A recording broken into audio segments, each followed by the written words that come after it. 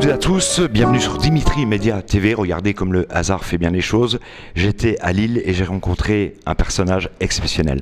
Exceptionnel parce qu'il s'appelle Charlélie Couture. Charlélie Couture s'est fait connaître avec son titre bien sûr mythique, Comme un avion sans ailes.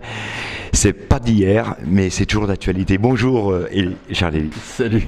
Ça va ? Ouais, ça va bien. Voilà. Alors, Charlélie, tu as débuté ta carrière, j'aimerais bien savoir, c'était à Nancy.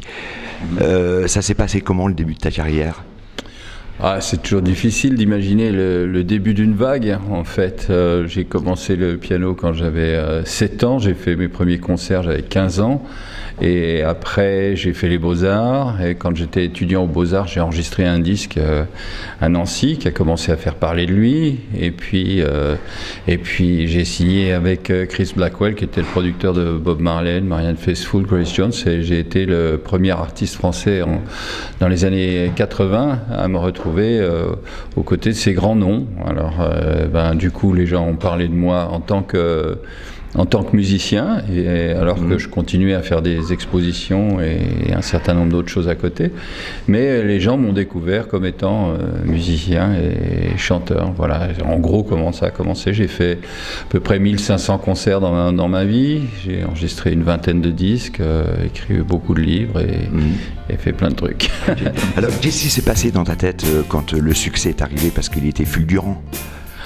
Il se passe je crois pour tout le monde de croire que ça t'est dû, entre guillemets. C'est arrivé d'une manière soudaine et j'y ai pas cru, donc à la fois je trouvais ça normal et à la fois je ne m'en régalais pas plus que ça, parce que d'abord j'habitais toujours à Nancy et il y avait quand même on va dire une bataille entre la province et les Parisiens, et les Parisiens avaient du mal à comprendre que ce mec-là se trouve intéresser les Anglais, mais pourquoi lui ? Alors dans un premier temps, ils sont venus surpris, étonnés, puis après ils ont dit non, il est quand même trop...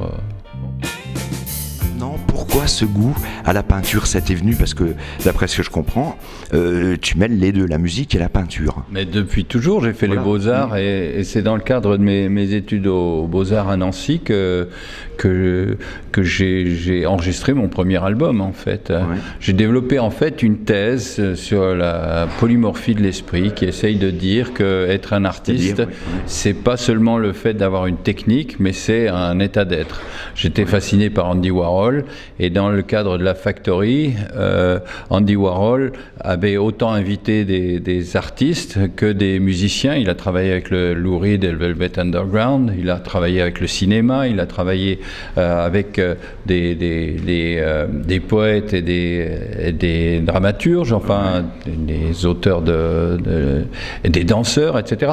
Donc pour moi, l'art, c'est un concept général. J'avais écrit un truc qui s'appelait « L'art rock existe », puisque le rock est une pensée. Et donc pour moi, ça a toujours été mêlé, à la fois l'art visuel, la musique ou l'écriture. C'est des choses qui se fondent. Et comme moi j'ai eu la chance de m'y mettre jeune, si je puis dire, tout ça a toujours été mêlé. J'arrive à dire des choses en chanson que je peux pas exprimer en peinture, et vice-versa.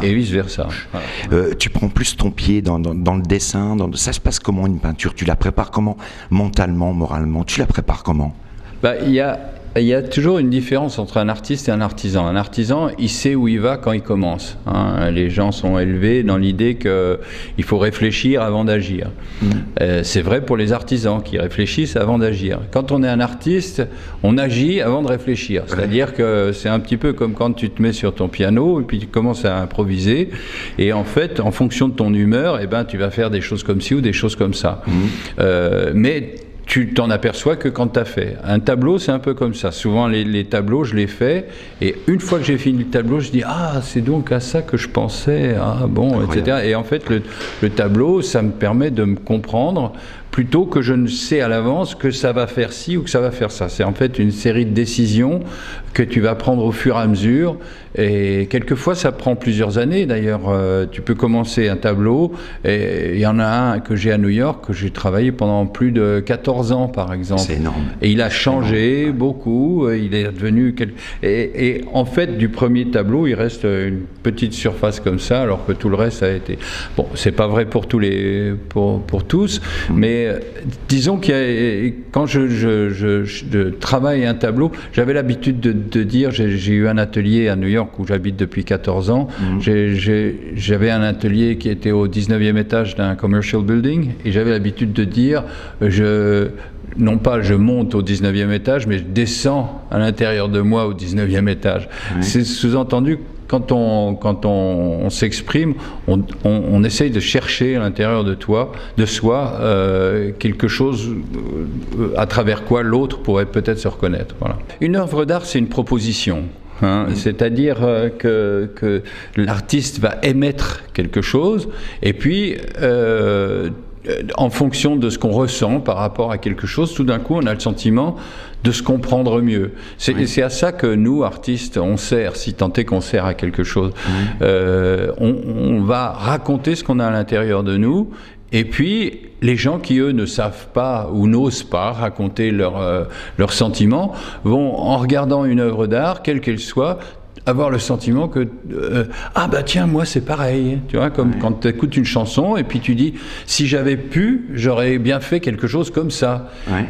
Être artiste, c'est juste ça, c'est juste ressentir des émotions tellement fortes qu'on peut pas se les garder pour soi, et donc on va les exprimer, on va essayer de les mettre en forme. Alors aujourd'hui tu exposes à Raison d'Art à Lille, est-ce que tu vas exposer un peu partout en France? Ben, il se trouve que tu as d'autant plus raison de le dire que j'ai cette semaine 2 autres expositions, une à Paris qui démarre le 15, où je présente des choses un peu différentes d'ailleurs, des dessins sur papier surtout en noir et blanc, et le lendemain à Bruxelles, qui est la suite de cette exposition parisienne. Bah c'est bien, c'est quand même un agenda bien rempli. C'est pas mal quand même, en une semaine, 3 expos en décembre, ça va, en France. Ta vie va défiler devant toi. Quand je vais te dire stop, tu vas me dire quelle image symbolique te vient dans la tête. C'est l'instant silence de votre télé. Vous êtes sur Dimitri Média TV. Amis téléspectateurs, amis internautes, vous êtes avec Charlie Couture. Stop. Ah, ok. C'est le premier Olympia en fait. Bizarre. Bon, je pense pas toutes les 2 minutes, hein, celui-là. Premier Olympia en novembre 1981. Et à la fois, c'est même plus précisément la nuit avant où je suis en veille d'angoisse, de doute. C'est la première fois où réellement j'ai passé devant le public parisien. Et je suis dans ma chambre d'hôtel avec Alice Beauté, qui est mon guitariste à l'époque. Et à la fois on rigole et on est inquiet. Voilà. En tout cas, merci énormément pour cette interview. Bien sûr, amis internautes, vous allez voir toutes les peintures de Monsieur Charlie Couture. Et c'est en musique que l'on va se quitter. Merci énormément. Je me permets de te faire la bise. Allez, on se fait la bise. On est vraiment enchantés sur Dimitri Média TV. C'est qu'en Amérique, on ne s'embrasse pas, mais on se fait ce qu'on appelle le hug. Et le hug, c'est le fait de... Tiens, vas-y. Hein. Et voilà. C'est ça qu'on fait, on ne s'embrasse pas. Mais bizarrement, le hug, ça veut dire s'embrasser, puisque s'embrasser, c'est se prendre dans les bras. Merci à toutes et à tous. C'était Charlie Couture, bien évidemment, sur Dimitri Média TV.